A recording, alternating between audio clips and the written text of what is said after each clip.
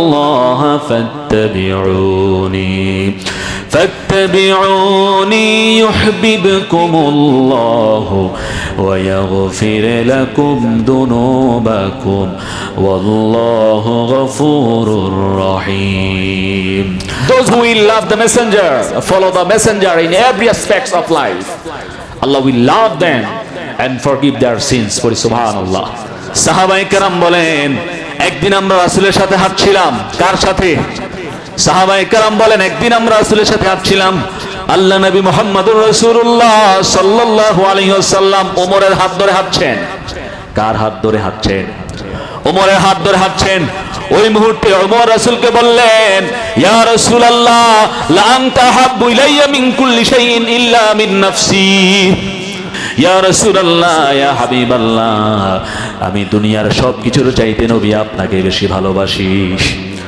ও রাসূল, আমি দুনিয়ার সব কিছুর চাইতে বেশি আপনাকে ভালোবাসি। দুনিয়াতে যা কিছু আছে, আমার বাবা মা, আমার সন্তান সন্ততি, আমার আত্মীয় স্বজন, আমার ধন সম্পদ, দুনিয়াতে যা কিছু আছে সব কিছুর চাইতে বেশি নবী আপনাকে ভালোবাসি। ইল্লা মিন নাফসি, তবে আমাকে ছাড়া। আমি আমাকে বেশি ভালোবাসি, এরপর নবী আপনাকে ভালোবাসি। কে বলে? ওমর বলে, রাসূল, আমি দুনিয়ার সব কিছুর চাইতে বেশি আপনাকে ভালোবাসি, তবে আমাকে ছাড়া। আমি আমাকে সবচেয়ে বেশি ভালোবাসি, এরপর নবী আপনাকে ভালোবাসি। এই কথা শোনার পর নবীজি তখন বললেন, লা ওয়াল্লাযী নাফসি বিয়াদিহি হাত্তা কুনা হাব্বি ইলাইকা মিন নাফসিক।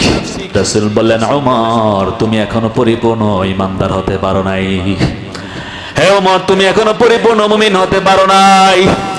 যতক্ষণ পর্যন্ত আমি রাসূল তোমার জীবনের চেয়ে বেশি প্রিয় না হব, ততক্ষণ পর্যন্ত তুমি ওমর পরিপূর্ণ মুমিন হতে পারবা। নবীজি বললেন, ওয়াল্লাযী নাফসি বিয়াদিহি, সেই রবের নামে কসম, যে রবের হাতে আমার প্রাণ, ওমর তুমি এখনো পরিপূর্ণ মুমিন হতে পারো। কথা বলে, তুমি এখনো পরিপূর্ণ মুমিন হতে পারো নাই, যতক্ষণ পর্যন্ত আমি রাসূল তোমার কাছে তোমার জীবনের চেয়ে বেশি প্রিয় না হব। এই কথা শোনার পর ওমর কিছুক্ষণ চুপ রইলেন। আল্লাহ নবীজির সাথে হাঁটতে লাগলেন, কিছু দূর চলে গেলেন। হঠাৎ করে ওমর বলে উঠলেন, ফাইন্নাহুল আন ওয়াল্লাহ লা আনতা হাব্বু ইলাইয়া মিন নাফসি। ফাইন্নাহুল আন ওয়াল্লাহি লা আনতা হাব্বু ইলাইয়া মিন নাফসি।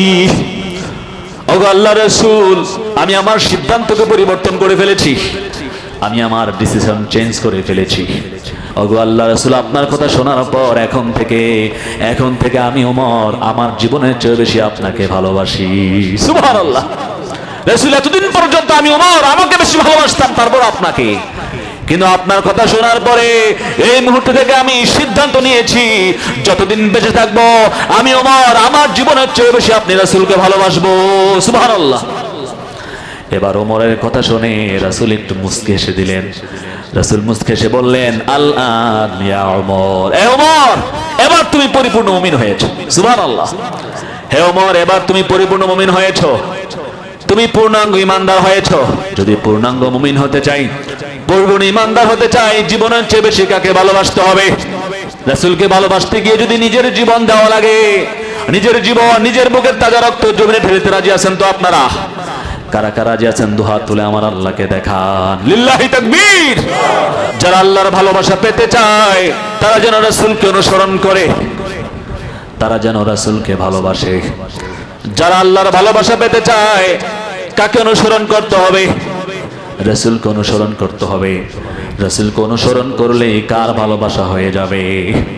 আল্লাহ রাব্বুল আলামিন সে কথাই পবিত্র কোরআনে সূরা আল ইমরানের মধ্যে সুন্দর করে বলে দিলেন, কুল ইন কুনতুম তুহিব্বুনাল্লাহ ফাত্তাবিউনি ইউহিব্বুকুমুল্লাহু ওয়া ইয়াগফির লাকুম যুনুবাকুম ওয়াল্লাহু গফুরুর রহিম। আল্লাহ রাব্বুল আলামিন তার হাবিবকে বললেন, কুল, হে নবী আপনি বলুন, কুল, হে নবী আপনি বলুন, ইন কুনতুম তুহিব্বুনাল্লাহ, যদি তোমরা আল্লাহর ভালোবাসা চাও, যদি তোমরা আল্লাহকে ভালোবাসতে চাও, আল্লাহর ভালোবাসা পেতে চাও, ফাত্তাবিউনি, তাহলে আমি রাসূলকে অনুসরণ করো। সুবহানাল্লাহ। আল্লাহ পাক শর্ত দিয়ে দিয়েছেন, আল্লাহকে ভালোবাসতে চাও, আল্লাহর ভালোবাসা পেতে চাও, কাকে অনুসরণ করো? এই কথা বলেন, কাকে অনুসরণ করো? ফাত্তাবিউনি, রাসূলকে অনুসরণ করো। আল্লাহ বললেন না আমাকে ভালোবাসো, আল্লাহ বললেন যদি আমার ভালোবাসা পেতে চাও, আমাকে ভালোবাসতে চাও, তাহলে আমার রাসূলকে অনুসরণ করো। ফাত্তাবিউনি, আমাকে অনুসরণ করো, আমার সুন্নতকে অনুসরণ করো, আমার আদর্শ গ্রহণ করো। আমরা বললাম ও আল্লাহ, যদি আমরা তোমার হাবিবকে অনুসরণ করি, যদি আমরা তোমার হাবিবকে ভালোবাসি, তোমার হাবিবের আদর্শ মেনে চলি, তাহলে আমাদের কি লাভ? আমাদের কি লাভ? আমরা কি পাবো? আল্লাহ রাব্বুল আলামিন বললেন, যদি তোমরা আমার রাসূলকে অনুসরণ করো, যদি তোমরা আমার রাসূলকে ভালোবাসো, তাহলে তোমাদের জন্য দুইটা পুরস্কার। কয়টা পুরস্কার? কথা বলেন, কয়টা পুরস্কার? এক নাম্বার পুরস্কার হলো ইউহিব্বুকুমুল্লাহ, তখন আমি আল্লাহ রাব্বুল আলামিন নিজেই তোমাদেরকে ভালোবাসবো। সুবহানাল্লাহ বলে।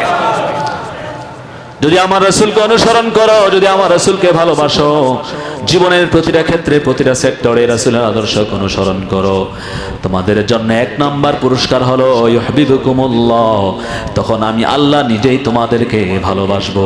সুবহানাল্লাহ। আল্লাহ যদি কাউকে ভালোবাসেন, আল্লাহ যদি আমাদেরকে ভালোবাসেন, তাহলে আমাদের কবরে, হাসরে, মিজানে, ফুলসিরাতে কি কোনো সমস্যা থাকবে নাকি? কথা বলেন। আল্লাহ যদি কাউকে ভালোবাসেন, কাউকে মহাব্বত করেন, তার কবরে, মিজানে, হাসরে, ফুলসিরাতে কোথাও কি তার কোনো সমস্যা হবে নাকি? কোথাও তার কোনো সমস্যা নেই, ঠিক কিনা? কারণ তাকে ভালোবাসেন কে? তাহলে নবীকে ভালোবাসার, নবীকে অনুসরণ করার এক নাম্বার পুরস্কার ইউহিব্বুকুমুল্লাহ, তাকে ভালোবাসবেন কে?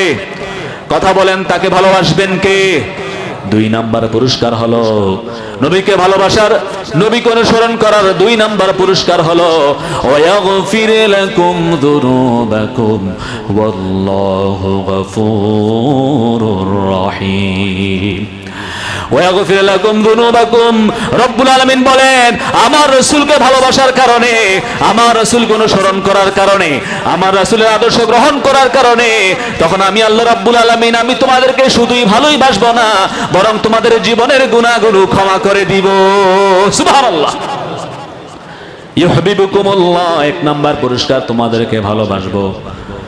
দুই নাম্বার পুরস্কার ওয়াগফির লাকুম যুনুবাকুম, আমার রাসূলকে অনুসরণ করার কারণে শুধু তোমাদেরকে ভালোই বাসবো না, বরং তোমাদের গুনাহগুলো ক্ষমা করে দিব।